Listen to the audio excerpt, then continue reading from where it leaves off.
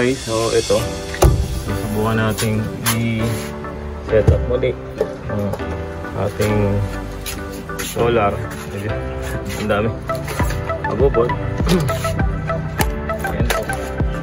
Ayan yung solar natin. Dalawa yan.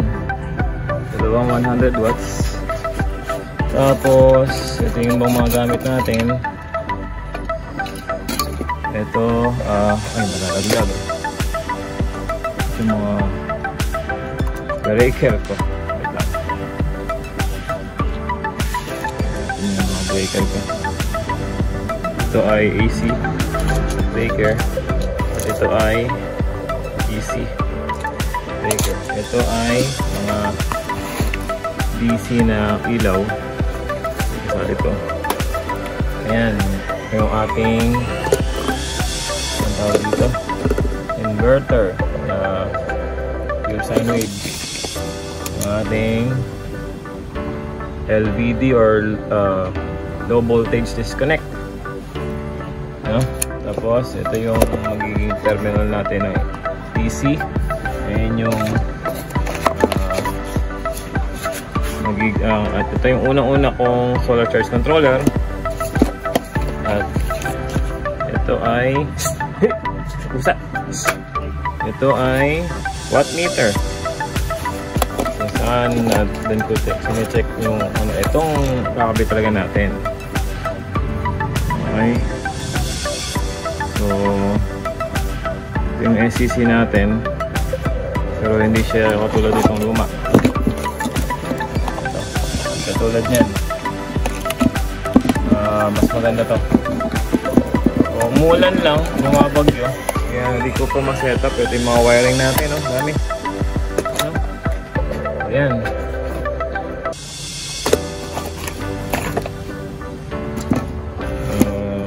Battery. Ayun yung JSL, pero hindi na gagamitin natin yung ating tawag doon,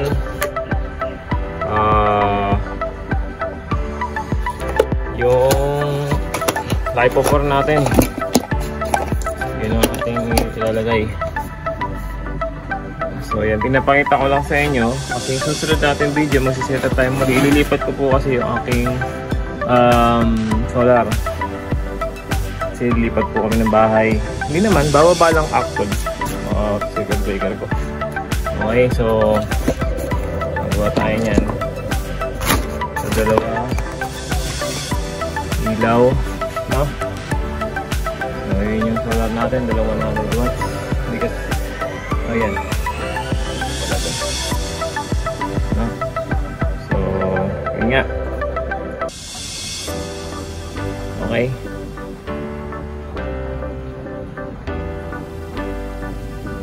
Okay, so ito ang ating gagamiting battery. Meron tayo dito, actually ang laman nito ay 4 na ganito. Tapos bali ang capacity po nito ay 6 Ah. Unlike nito ay 72 Ah. Yan po ang ating gagamitin sa ating next na solar setup, no? Medyo marumi kasi na-stuck. Nag-uulan kasi.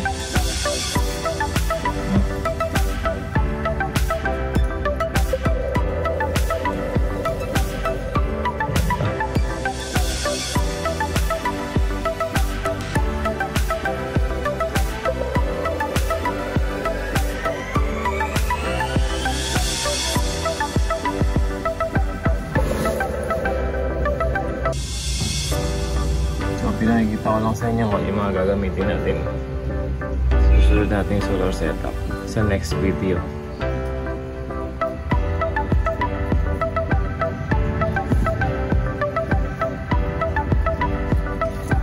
Ito ay may 4 na LiPo 4, 4 na ganito, may BMS pero wala siyang active balancer na katulad dito. May ganito lang siya, maliit kasi malaki. So para dyan, ginamit ko to sa motor. Nagpalit lang ako ng bago, kaya ito ay gagamitin din natin sa susunod natin solar setup.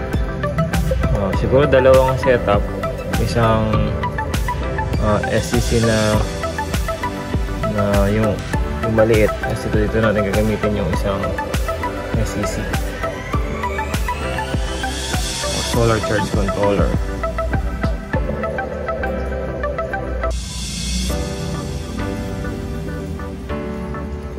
So tara,